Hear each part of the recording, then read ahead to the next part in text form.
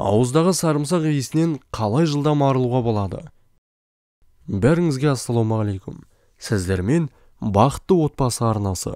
Тұмау маусымында көпшілік сарымсақ жейді. Сарымсақтан соң ауызда оның жағымсыз иісі қалады. Одан қалай жылдам арылуға болады? Сарымсақтың өзінің аса иісі жоқ.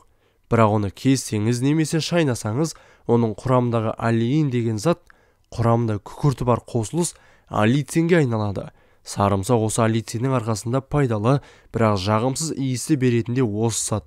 Жағымсыз иісі сарымсақты жегеннен кейін оны желінген мөлшеріне қарай 12 сағаттан 48 сағатқа дейін сақталуы мүмкін. Алайда сарымсақ иісін басуға көмектесетін неше түрлі өнімдер бар. Соның бірі айран немесе йогурт. Май мен ақуызға бай тағам сарымсақ иісін жоя алады. Әсіресе айран мен йогурт жақсы көмектеседі. Алайда грек йогуртын таңдасаңыз, себебі оның құрамында ақуыз қарапайым йогурттарға қарағанда көбірек.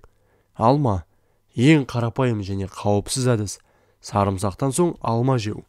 Алма шырына емес, алманың өзін жеуге тырысыңыз. Салат жапырақтары немесе жалбыз. Салат жапырақтары немесе жалбыз алмадан да жақсы әсер етеді. Бірақ жалбыз шайын ішудің қажеті жоқ. Аздап жалбыз жапырақтарын шайнасаңыз болғаны. Денсаулығыңыз мықты болсын.